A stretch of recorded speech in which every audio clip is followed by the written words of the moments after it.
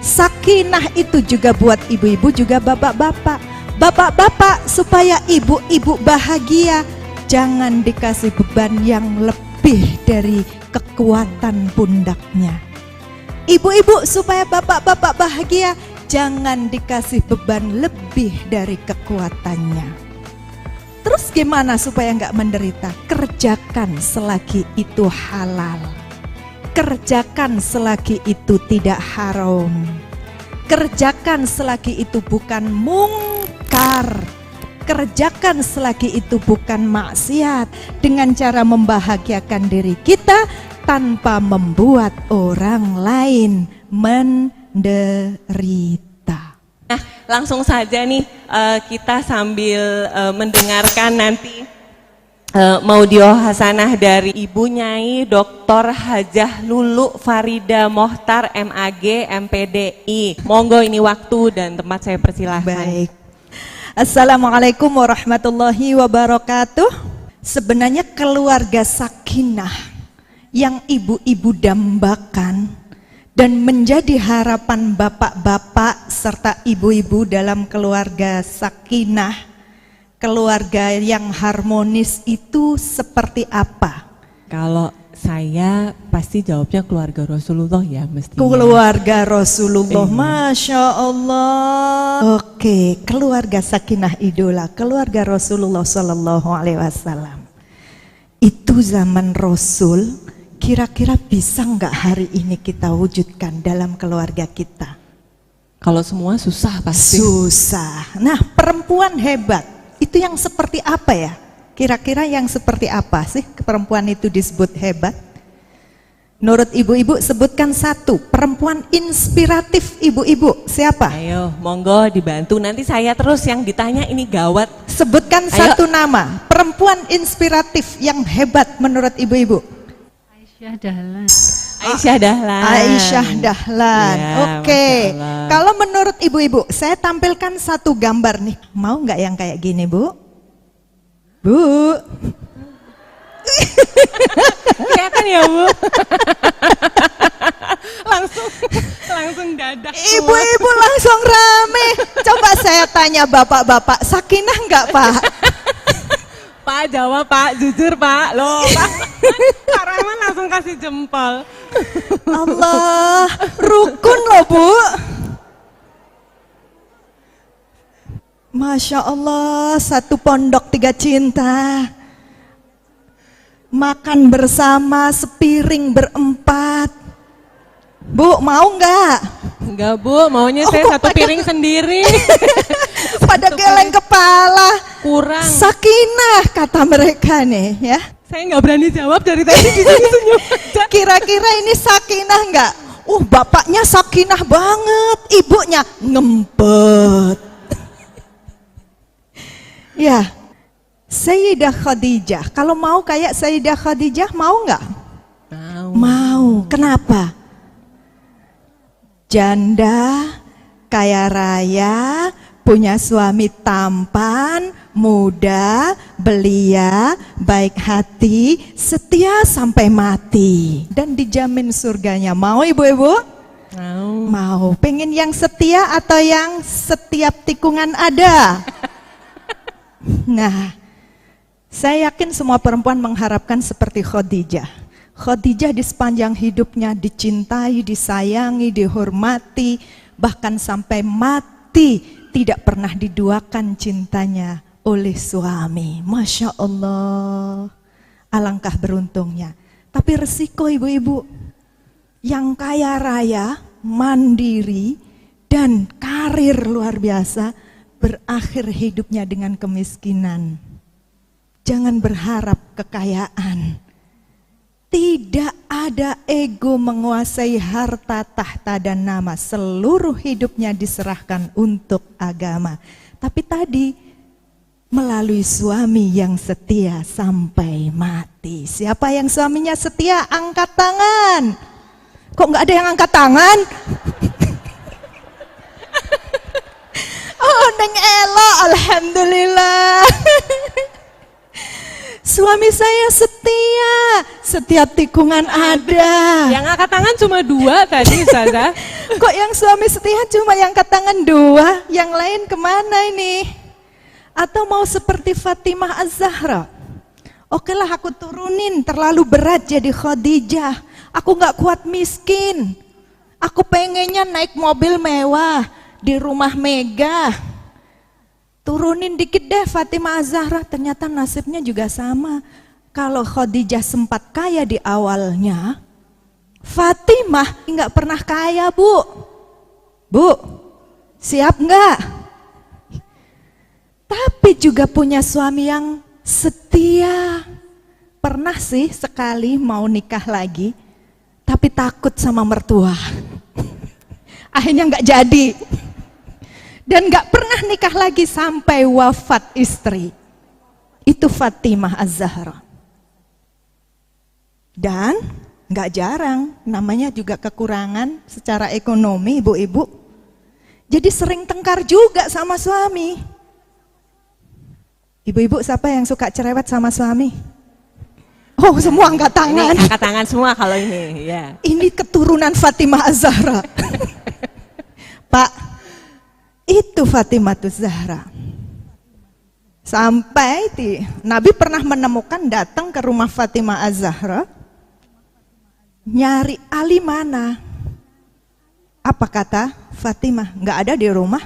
Kemana? Nggak tahu. Habis aku omelin tadi tiba-tiba ngilang. Pernah ibu-ibu suaminya ngilang habis diomelin? Sering. Idem dong. Ternyata dicari sama Nabi. Ngapain? Tidur di masjid sambil selimutan dan kena debu. Masjidnya Nabi itu kan nggak kayak semegah ini, nggak ada tembok, nggak ada apa, cuma ya tanah gitu aja, nggak ada keramik kayak gini, belum ada. Cuma tanah dikasih batas, ya udah jadi namanya Arab, berdebu, padang pasir, tidur bersama debu-debu itu, habis diomelin istri. Oke, Fatimah putri Rasulullah SAW, dan yang pasti tidak lama hidupnya, segera menyusul Nabi Muhammad SAW. Ada lagi Asyah binti Muzahim. Siapa itu? Istri Firaun. Gimana hidupnya? Asyah berlimpah harta, hidupnya di kerajaan. Tahta, namanya juga seorang ratu. Nama jadi terkenal sampai hari ini, populer, viral sampai akhir zaman di hidupnya. Harta, tahta, nama ada, tapi tidak punya cinta. Punya suami yang tidak bisa diajak kerjasama. Sampai akhirnya memilih nggak bisa taat pada suaminya, dan bahkan menjadi musuh suaminya, dan jadilah dia korban kekerasan dalam rumah tangga, wafat di tangan suami, dilemparin batu oleh suami. Kenapa? Istri solihah, suaminya tidak soleh, maka tidak akan bersatu hatinya, tidak akan menyatu pikirannya, hidup menderita walau berlimpah harta, tahta, dan nama, walau segala kebutuhan dunianya terpenuhi, tapi akhirnya di tangan suami dia mati. Naudzubillah min dzalik. Tapi dijamin surga walau di rumah tidak mendapat cinta. Nah, ada lagi nih. Siapa? Maryam. Siapa dia? Ibu dari Nabi Isa alaihi salam. Seperti apa hidupnya? Sepanjang hidup memilih menyendiri, tanpa suami, tanpa bergantung pada laki-laki, dan gak butuh wong lanang, urip dewe sapa wani. Ada yang janda memilih sendiri? Meniru Maryam.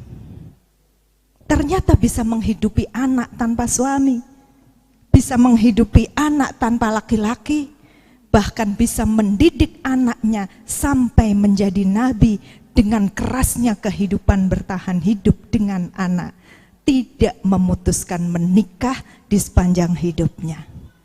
Ini adalah contoh-contoh orang-orang soleh. Robi'ah al-Adawiyah itu pilihan seperti memilih hidup seperti Maryam. Apa? Dilamar banyak laki-laki hebat pun memilih hidup sendiri. Ibu-ibu ada yang memilih single? Banyak. Alasannya apa? Tiap orang punya alasan sendiri-sendiri. Ngapain ngurus anak orang? Mending aku ngurus anakku sendiri. Kalau aku nikah lagi kan ngurusin anak orang. Kalau aku nggak nikah, anakku bisa aku urus. Uang bisa dicari. Allah Maha Besar. Robiah Al-Adawiyah memilih hidup apa adanya, pas-pasan, yang penting cukup buat ibadah. Menolak dinikah padahal waktu itu jadi kembang desa. Yang namanya laki-laki melamar tuh sampai rombongan loh. Bukan hanya satu orang, rombongan. Hasan Al-Bisri datang bersama para kiai-kiai. Robiah pilihan siji, nggak dipilih salah satu. Kenapa? Beliau lebih memilih mengabdi pada Tuhan melalui jalannya sendiri. Nah, ibu-ibu yang saya hormati, di dalam Al-Quran banyak contoh-contoh yang secara konkret Allah di dalam surat At-Tahrim ada contoh istri Lut dan istri Nuh. Dua perempuan, suaminya Nabi loh, bukan sekedar soleh ini, Nabi, Rasul, kekasih Allah, utusan Allah. Tapi karena istrinya, walaupun suaminya Nabi, istri tidak solihah, apa yang terjadi? Ya nggak ada manfaatnya punya suami soleh, tidak menyelamatkan dirinya. Dan juga tidak bisa menyelamatkan anak-anaknya. Demikian sebaliknya Asiyah, istri Fir'aun. Dia perempuan solihah loh. Yang baik hati, iman, takwa. Tapi karena suaminya tidak soleh, bahkan kafir, bahkan mengaku dirinya sebagai Tuhan, maka apa yang terjadi? Ya nggak akan bisa. Keluarga sakinah terwujud, nggak mungkin. Jadi suami istri mungkin, tapi menjadi keluarga sakinah, mawaddah, warahmah itu tidak mungkin. Itulah kenapa beliau tidak dikasih anak, karena anaknya nanti akan membahayakan. Maka dikirimlah anak yang lain yang bernama Musa alaihis salam. Jadi ibu-ibu kalau ada tetangga, teman, saudara nggak punya anak, ojo direpoti hati nih, kok gak duwe anak sih? Artinya apa? Ternyata setiap manusia itu diberi Allah takdirnya sendiri-sendiri. Setiap manusia diberi fitrahnya sendiri-sendiri. Setiap anak yang lahir diberi Allah fitrah, potensi, bakat, minat yang berbeda satu dengan yang lain. Seperti Maryam binti Imran memilih single parent. Kenapa? Itu karena yang terbaik bagi dirinya. Siapapun ibu-ibu mau jadi Asiyah, waduh, pegatan gak mungkin ngesakno anak, tak terus nokok keloro-loro nyuntuh Asiyah. Wah, timbangannya aku keloro-loro bojo pegatan ae gak adek bojo, niru Maryam. Wah, bojoku soleh, aku lek ngono kudu solihah seperti Khadijah dan Nabi Muhammad SAW. Yang jelas siapapun kita, apapun kondisi kita, ukur kekuatan kita seperti yang ada dalam doa kita supaya kita bahagia. Rabbana atina fid dunya hasanah wa fil akhirati hasanah wa qina adzabannar. Semua orang kan pengennya bahagia, betul nggak? Semua orang kan pengennya hidupnya damai, tenang gitu, betul apa enggak? Saya yakin karena itu doanya, ya Allah, ya Tuhan kami, berilah aku kehidupan yang baik di dunia dan di akhirat. Jangan hanya bahagia di dunia, tapi akhiratnya terlunta-lunta, menderita, jadi ahli neraka, atau sebaliknya. Dia golek akhirat tapi dunianya menderita. Terus gimana supaya nggak menderita? Kita yang menentukan mana yang bisa membuat kita bahagia dan mana yang bisa membuat kita menderita. Yang jelas sebagai orang muslim, la daror wala diror, kata Nabi. Bu, kita kadang harus mikirkan diri sendiri. Apa ya yang bisa membuat aku bahagia? Kerjakan selagi itu halal. Kerjakan selagi itu tidak haram. Kerjakan selagi itu bukan mungkar. Kerjakan selagi itu bukan maksiat. Agar jenengan fid dunya hasanah, bisa sumringah, bahagia, jauh dari menderita. Karena kalau kita bisa bahagia, membahagiakan diri kita, insya Allah wajah kita ini akan memancarkan aura bahagia. Dan kalau kita bisa memancarkan aura bahagia, ketemu bojo lo mesem. Akhirnya bojone melok seneng. Ketemu anak rewelo kaya apa tenang. Kenapa? Karena hatinya tenang. Tapi kalau jenengan menderita, nggak tahu membahagiakan diri, sibuk ngurusi wong liya, lupa diri, atau sebaliknya umat Islam juga nggak boleh bahagia di atas penderitaan orang lain. Nyenengno awake dhewe, ngorbanno bojone. Cak, duwike Cak. Mas, ATM-e kene. Sing lanang dadi mesin ATM. Nggak sempat bahagia. Kumpul, arisan, ganti baju, jilbab baru, seragam, Senin merah putih. Selasa arisan biru putih. Rabu arisan lagi tingkat RW, abu-abu putih. Kemis PKK, ijo putih. Sing lanang ngenes gak diopeni, la diror, gak boleh juga berbahagia di atas derita. Jadi gimana? Rabbana atina fid dunya hasanah, bikin dunia ini bahagia dengan cara membahagiakan diri kita tanpa membuat orang lain menderita. Bahagiakanlah orang lain. Orang yang bisa membahagiakan orang lain itu hanya orang yang hatinya bahagia, Bu. Betul nggak, Bu? Kalau jenengan stres, kalau jenengan itu tidak bahagia, apa yang terjadi? Anak nangis lo kudu ngaplok yai. Nggih, Bu. Arek gak gelem maem itu lo disentai, nggih. Kenapa? Stres. Apa meneh umba-umba numpuk setrikan dorong masak, bapak nete mulih dorong masak, anak sekolah dorong setrikan, bukune ilang, ngamuk-ngamuk, bapak nendang berangkat, duit gak ono. Akhirnya apa? Bapak nih berangkat, ndang berangkat toh, nyingkri, ngerepoti wong ae. Anak cerewet dicetol, nggih ta mboten, Bu? Kenapa? Stres, tidak bahagia. Lalu gimana? Ibu-ibu harus mengukur kapasitas diri. Kerjakan selagi mampu, kalau butuh istirahat minta izin, Mas, aku gak iso setrika, sepurani ya gonang laundry. Mas, dino iki gak iso masak, arek-arek PR akeh, saman sing nyinaoni ya, aku tak masak, tak saman sing masak, aku sing nyinaoni. Fid dunya hasanah. Gimana? Itu bisa diungkapkan dengan baik kalau kita punya hati yang sabar, bisa tahu kapasitas diri, kuat dilakoni, ora kuat. Ayo tanggung jawab yang nerusin. Kuat dilakoni, ora kuat.